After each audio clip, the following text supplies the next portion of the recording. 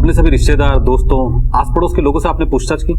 हो सकता है शिल्पा वहां गई हो। साहब सब जगह मालूम किया, कहीं भी नहीं है वो। कल स्कूल के बाद किसी ने देखा भी नहीं। कितने साल की आपकी बेटी? साहब पिछले महीने वो 15 बरस की हुई, लेकिन वो हमारी बेटी नहीं, भांजी है। मतलब हमारी बेटी के जैसे ही है। लेकिन आप लोगों के साथ क्यों रहती है? मतलब उसके माता पिता कहाँ हैं? साहब उसके माँ बाप एक्सीडेंट में ऑफ हो गए थे, तब से वो हमारे साथ ही रहती है। दरअसल उसका पालन पोषण करने वाला कोई है नहीं। कितने साल से आपके साथ?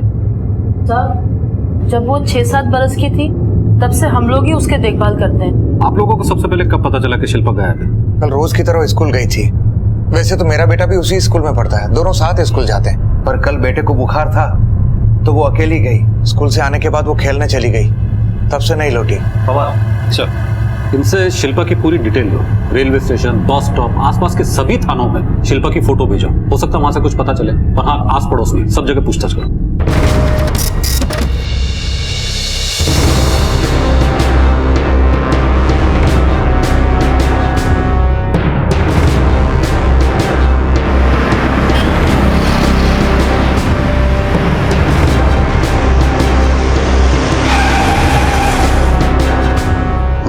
ये लड़की कल से गायब है। अपने आंख कान खुला रख और पता कर। जैसे कुछ पता चले तुरंत बताना। ओके, चलता हूँ। सलाम साहब।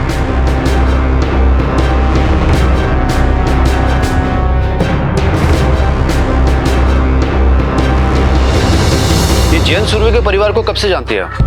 हम लोग यहाँ 4-5 साल से रहते हैं साहब, तभी से जानते हैं। और शिल्पा आखिरी बार कब देखा था उसको? मोहल्ले में रहते तो आते जाते लोग दिखते ही रहते हैं। कोई खास बात जो हाल फिलहाल में नोटिस की हो आपने? कुछ हुआ था क्या? वो जो शारदा है ना, वो शिल्पा पे हमेशा ही चिल्लाती रहती है।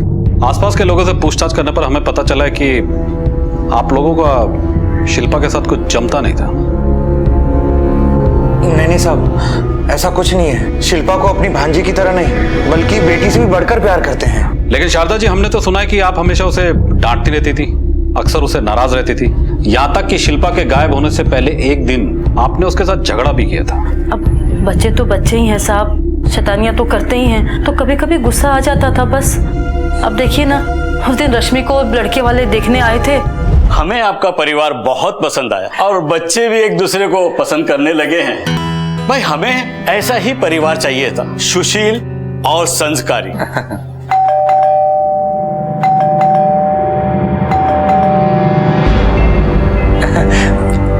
बेटा खोलो। 2 घंटे से बेल बजा रही हूँ, तुझे सुनाई नहीं देता? अंदर था कि बाहर था? इतना टाइम क्यों लगा तुझे? अरे शिल्पा बेटा, यहाँ ये हमारी छोटी बेटी है शिल्पा, रश्मि की छोटी बहन। दरअसल ना ये है ना, स्पोर्ट्स में बहुत अव्वल है, प्रैक्टिस से आ रही है। बेटा अंकल आंटी को नमस्ते बोलो। नमस्ते। मिका मिनटे रश्मि से बाबा। हाँ बोल। सब कुछ ठीक ही लग रहा है और दोनों बच्चे भी एक दूसरे को पसंद करने लगे, तो क्यों ना बात आगे बढ़ाई जाए? हाँ बरा। ठीक है, करते हैं बात। सुरवे जी बताते हैं आपको। चलो जी। जी नमस्ते।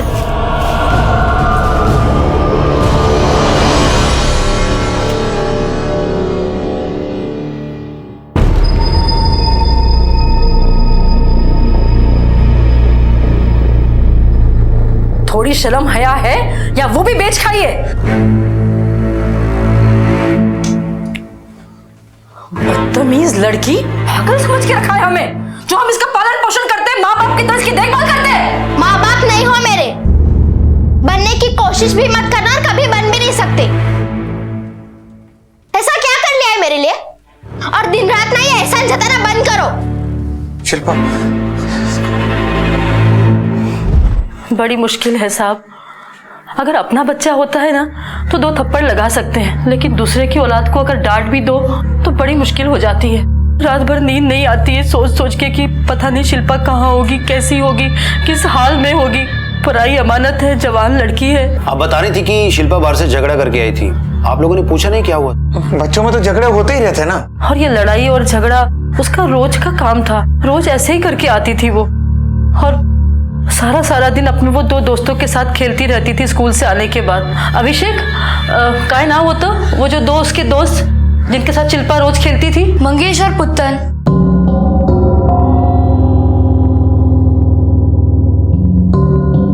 एक मिनट बेटा, एक मिनट। ये आप लोग में मंगेश और पुतन कौन है? सर वो लड़की जैसी नहीं है, यह शॉट मारती है। हम तो उसके साथ मैच रखने में भी डरते हैं। परसों मिली थी तुम लोग को शिल्पा? परसों नहीं आई थी, लेकिन उसके एक दिन पहले आई थी। मैच था हमारा। उस दिन शिल्पा का किसी के साथ झगड़ा हुआ था?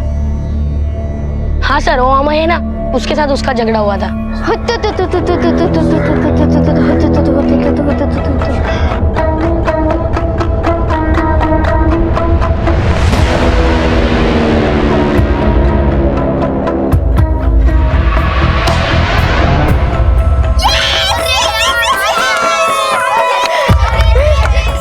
साथ समोसे खाएंगे। अरे उत्तू तू हमारे साथ भी खेल लो, समोसा तो हम भी खिला देंगे, हैं? वो भी बिना शर्त जीते।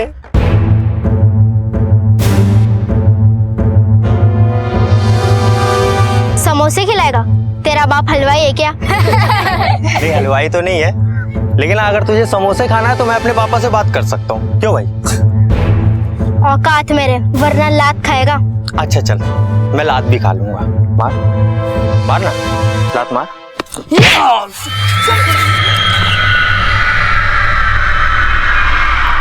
अरे भाई क्यों पंगा ले रहा था? पता है तुझे कौन है वो? शुक्रमान, सस्ते में छोड़ दिया। बेटा इससे पहले भी झगड़ा हुआ था क्या उन लोगों का तुम लोगों से? हाँ सर, हमारा टशन है, रोज पंगा चलता ही रहता है। कहाँ रहते हैं तीनों लड़के? सर वो वहाँ पे रहते हैं। भगवान चल इन तीनों लड़कों को उठा। शिल्पा एक हाई एनर्जी टॉमबॉय लड़की थी, ना किसी से दबती थी और ना किसी के आगे झुकती थी, और जरूरत पड़ने पर जुबान और हाथ दोनों चलाती थी। नतीजा उसके कई दोस्त भी थे तो कई दुश्मन भी, और आज शिल्पा लापता थी। कहीं ऐसा तो नहीं था कि कोई उससे अपनी दुश्मनी निकाल रहा था? बॉस शौक है तेरे को समोसा खाने का? मैं खिलाता हूँ समोसा। सर ऐसा कुछ नहीं है सर।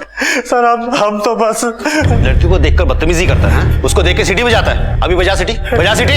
सर आप लोग गलत समझ रहे हैं सर। शिल्पा और उसके दोस्त हम लोग को परेशान किया करते थे सर, बस और हमें गुस्सा आ जाता था। और गुस्से में आकर तुम लोगों ने शिल्पा को गायब कर दिया।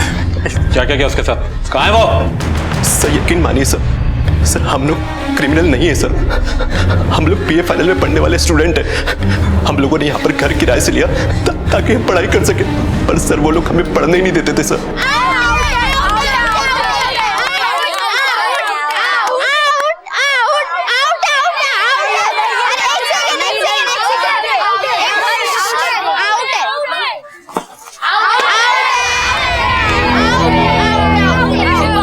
तेरी बारी है।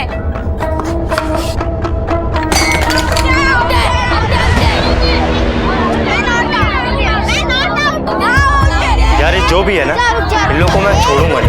की तो पागल है क्या? मैंने सिक्सर मारा है, सिक्सर। पुतन देख ले, अब आउट हो गई तो रो रही है। अरे शिल्पा, मंगेश सही कह रहा है, ऊपर गई तो आउट है। हमने डिसाइड किया था। हाँ, अब बॉल भी तुझे ही लानी होगी। लाती हूँ, रुक जाओ। बॉल फेंक। चल जा, अपना काम कर। बॉल अब तेरी फैमिली को ही आके दूंगा। चल जा। यार बहुत हो गया यार इन लोगों का, जीना आराम कर रखा है इन लोगों ने। रमेश अंकल से शिकायत करनी ही पड़ेगी। जैन भाऊ, बहुत परेशानी हो रही है। बेचारे पढ़ने वाले बच्चे हैं, लेकिन दिन रात शोर शराबा होगा तो कैसे पढ़ेंगे? कुछ दिन पहले खिड़की के कांच तोड़ दी। मैं तो मेंटेनेंस में ही लगा पड़ा हूँ। रमेश भाई आप चिंता मत कीजिए, मैं समझाऊंगा इसे। अब खड़े खड़े मुंह क्या देख रही है? माफी मांग उनसे। शारदा रुको। बेटा शिल्पा माफी मांगो। माफी मांगना तो दूर सर, उस दिन के बाद से तो उसने नया तमाशा करना शुरू कर दिया।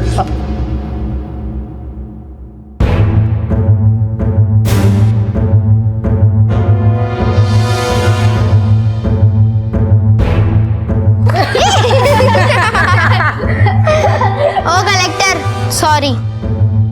चलो। उसने सॉरी नहीं बोला, तेरा मजाक उड़ाया और तूने उसे गायब कर दिया। सर हमने कुछ नहीं किया सर, हमारे यकीन कीजिए सर, माँ कसम हमने कुछ नहीं किया सर। कल तुम तीनों कहाँ थे? कल तो हम इंटरव्यू के लिए पुणे गए थे सर, रात में वापस आए थे। ठीक है, अभी तो मैं तुम तीनों को छोड़ रहा हूँ, लेकिन जब तक शिल्पा की कोई खबर नहीं मिल जाती इस शहर को छोड़कर बाहर जाने की सोचना भी मत। चलो। सर मोहल्ले में पता किया मैंने, लड़की का सभी के साथ कुछ ना कुछ झगड़ा हुआ है, लेकिन बात इतनी बड़ी भी नहीं है कि शक किया जा सके। अंदाजा लगाना मुश्किल है सर कि कौन हो सकता है। पवार, ये भी तो हो सकता है कि मामा मामी से तंग आकर शिल्पा ने खुद ही घर छोड़ दिया। अभी कुछ भी कहना बहुत ही मुश्किल है। एक काम करो, इन तीनों लड़कों पे कड़ी नजर रखो, कहाँ जाते, किससे मिलते, क्या करते, मुझे पल पल की खबर चाहिए। और ये भी चेक करो कि ये तीनों कल पुणे गए भी थे या नहीं। आंटी, रमेश अंकल घर पे है क्या? प्लीज उन्हें बुलाइए ना। क्या है तुम लोग को घर क्या भाड़े पे दे दिया, मुसीबत मोड़ ली। ये क्या वक्त है किसी के घर का दरवाजा पीटने का? वो सो रहे, कल सुबह आ जाना। चलो जाओ यहाँ से। Aunty please. Uncle, Ramesh uncle. Uncle, अरे आ रहा हूँ।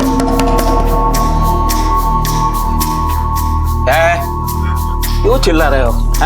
रमेश अंकल जरा इधर आइए ना, मुझे तुमसे बात करनी है। प्लीज तुम लोग बिना, चलो बोलो क्या हुआ?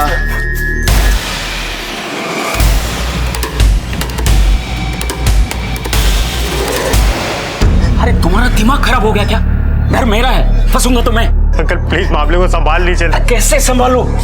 कुछ नहीं, मुझे पुलिस को फोन करना पड़ेगा। अंकल प्लीज, अंकल प्लीज ऐसा मत करिए, हमारी जिंदगी बर्बाद हो जाएगी अंकल प्लीज।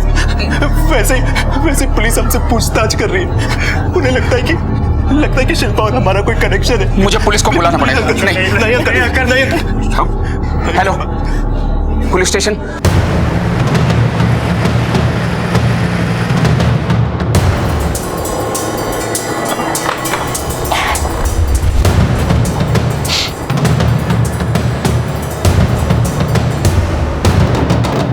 तांबे, निकलो बाहर।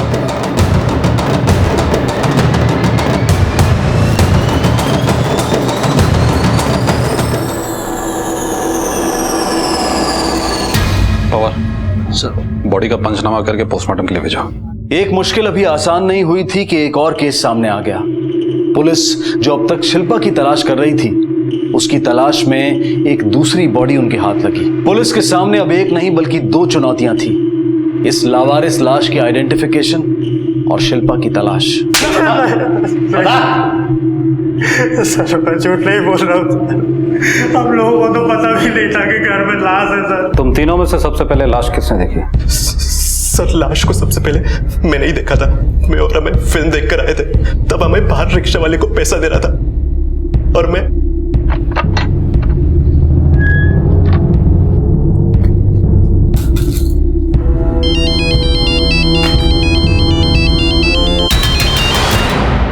हेलो, हमें जल्दी ऊपर आ। अरे 10 रुपए छुट्टे पड़े हैं क्या?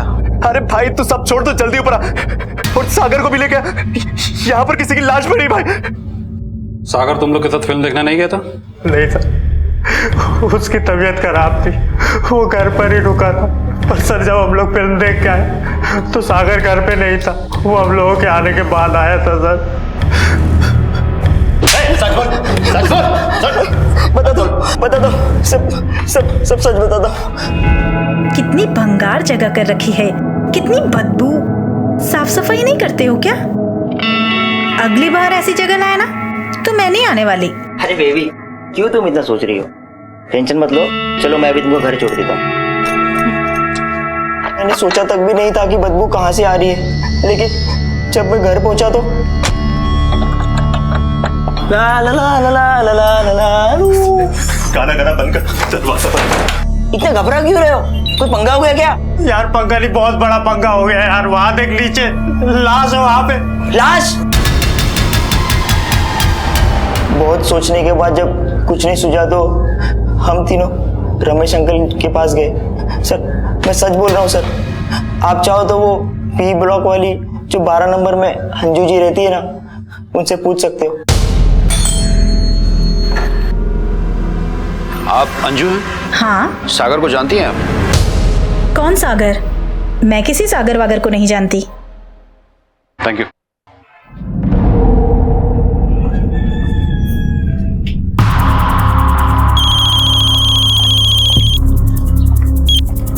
हाँ, ओके सर, बच्चे की पोस्टमार्टम रिपोर्ट आ गई है सर। उसकी मौत दम घुटने से हुई है, लेकिन सर मौत से पहले किसी ने उसके साथ जबरदस्ती भी किया, सेक्सुअली अब्यूज किया है। और सर ये औरत अंजू ये तो कह रही थी कि वो सागर को जानती तक नहीं। फिर सागर ने हमसे झूठ क्यों बोला सर? कहीं सागर ने नहीं पवार, हो सकता है ये औरत हमसे झूठ बोल रही हो। शादीशुदा औरतें इस तरह के रिश्ते पुलिस वालों के सामने एक्सेप्ट नहीं करेंगे। एक काम करो, सबसे पहले इस बच्चे की फोटो हर जगह सर्कुलेट करो, पता लगाओ कि आखिर ये लड़का है कौन, और इन तीनों लड़कों की मेडिकल जांच करवाओ।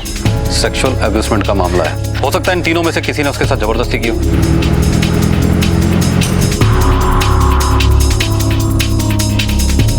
इसे देखा कहीं आप? नहीं साहब, हमारे मोहल्ले का तो नहीं है, कभी नहीं देखा इसे। आप अपने बच्चों को बुलाएंगे प्लीज, शायद उन्होंने कहीं देखा। बेटा तो स्कूल गया है। हाँ, बेटी है घर में। रश्मि। जी पापा। बेटा देखो, कहीं देखा है क्या? मैंने इसे कहीं नहीं देखा।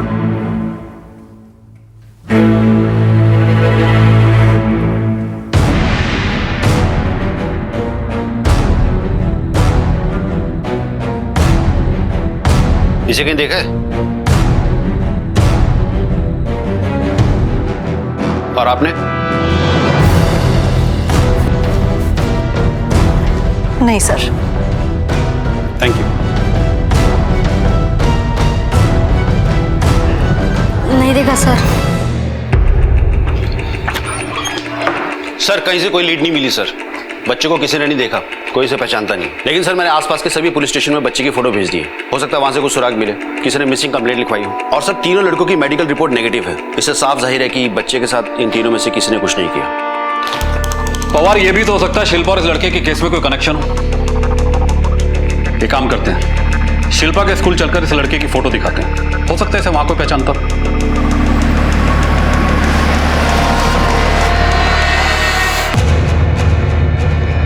नहीं सर, ये बच्चा हमारे स्कूल में यही पढ़ता है, लेकिन मैंने हमारे स्पोर्ट टीचर को ये फोटो देके भेजा है।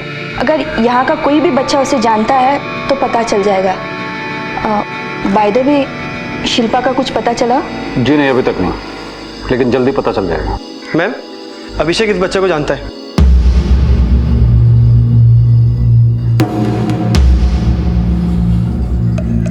बेटा आप कैसे पहचानते हैं इसको? मैं और शिल्पा दीदी जिस रास्ते से ट्यूशन पढ़ने जाते हैं वहाँ पे एक चाय की दुकान है, ये वहीं पे काम करता था।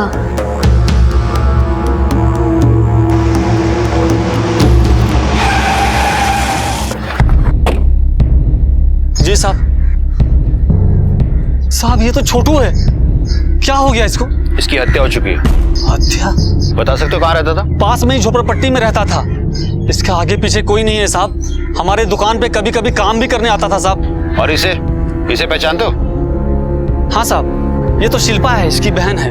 ये दोनों भाई बहन इधर ही पढ़ने को आता है, और कभी कभी हमारे चाय के दुकान पे ये दोनों चाय पीने आ जाते हैं साहब। तू काम क्यों करता है? स्कूल क्यों नहीं जाता? पढ़ाई क्यों नहीं करता? ओ अंकल, तुमको मालूम नहीं है बच्चे से काम नहीं करवाते, पुलिस पकड़ के ले जाएगी।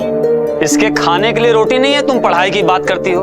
वैसे भी कौन सा रोज रोज हमारे दुकान पे आता है? कभी मन होता है आता है, कभी मन होता है नहीं आता है। ए इधर आ।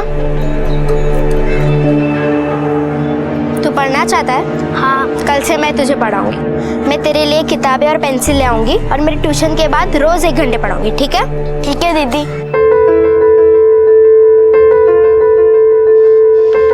ये ले तेरे लिए नई बुक। तेरा नाम बता। छोटू। मैं तेरा नाम लिखती हूँ। देख, तेरा नाम।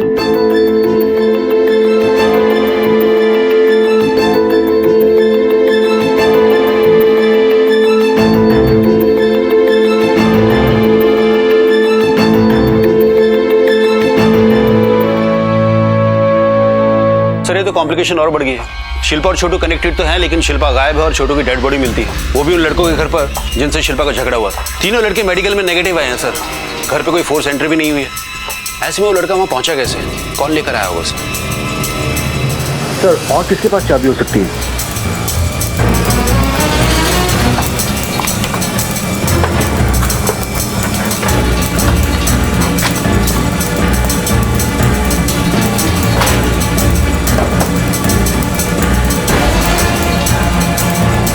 सर ये देखिए उसका मोबाइल, सब कुछ भरा पड़ा है इसमें।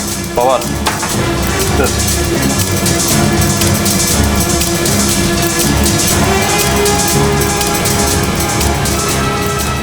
क्या Ramesh uncle? Pawar yes sir. Ramesh uncle घेऊन चल चल चल।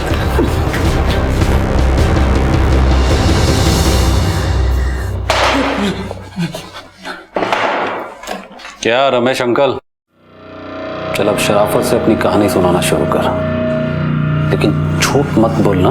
हम तेरे मोबाइल को चेक कर चुके हैं, जिसमें उन मासूम बच्चों के साथ तेरे गंदे इरादे साफ नजर आते हैं। चल अब तोते की तरह बोलना शुरू कर दे। पता था, सब मुझे पता था कि वो तीनों लड़के 3 दिन के लिए पुणे गए थे। मुझे घर की मरम्मत करवानी थी, इसके लिए मैं घर देखने के लिए गया था।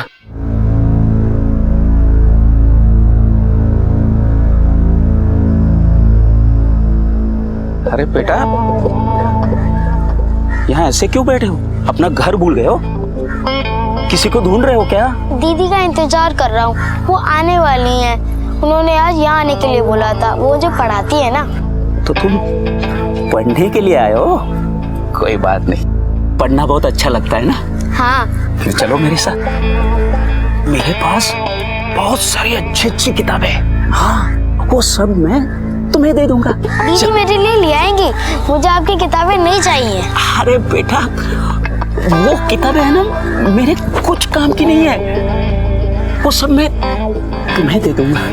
चल। इस लॉकेट को पहचानता है?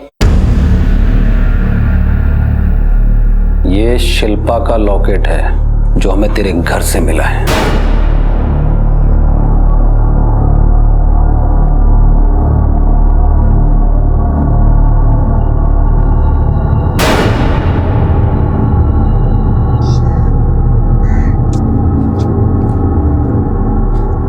ये लड़का भी ना बोला था यहाँ आने के लिए, मेरे को लगा मैं ही लेट हो गई।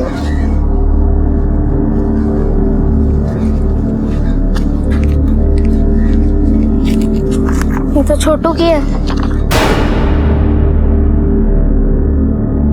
छोटू, छोटू,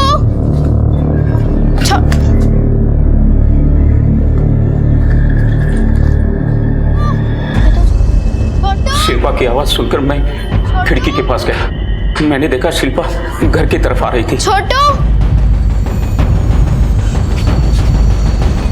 छोटू। मैंने जानबूझकर दरवाजा खुला छोड़ दिया ताकि वो आसानी से अंदर आ जाए। छोटू, छोटू क्या हुआ तुझे? छोटू, छोटू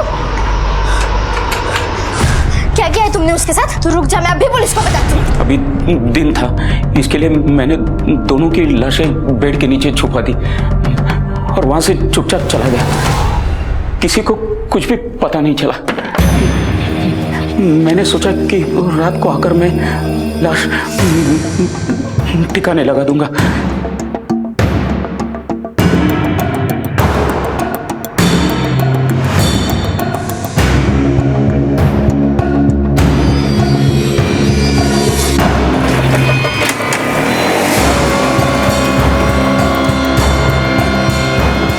मैं शिल्पा की लाश ठिकाने लगाने के बाद छोटू की लाश ठिकाने लगाने गया तो मैंने देखा ये तीनों वो वापस आ चुके थे।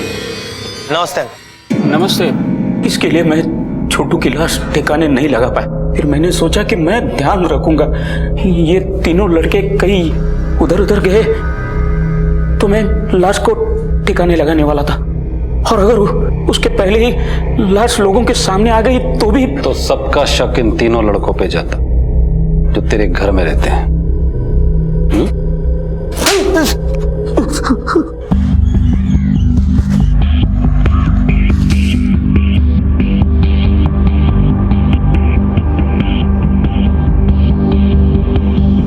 खोलो।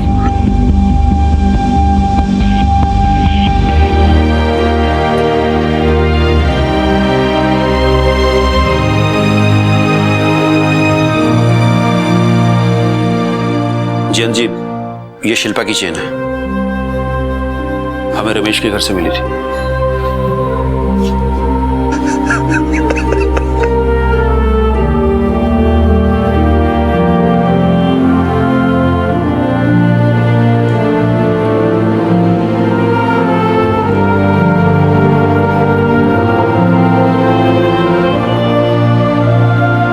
एक कहावत है, कावर्ड्स आर क्रूअल, डरपोक निर्दयी होते हैं। रमेश एक दरिंदा था और उसे डर था कि उसकी दरिंदगी शिल्पा की वजह से सबके सामने आ जाएगी। और शिल्पा एक निडर और बेबाक लड़की थी।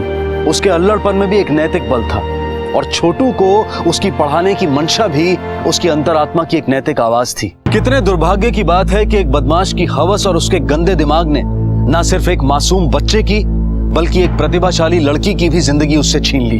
रमेश को आईपीसी की धारा 377 और 302 के तहत गोवा की एक सत्र अदालत ने उम्र कैद की सजा सुनाई है। अब मैं अनूप सोनी आपसे विदा लेता हूँ। फिर मुलाकात होगी अगले एपिसोड में एक और चौंका देने वाले केस के साथ।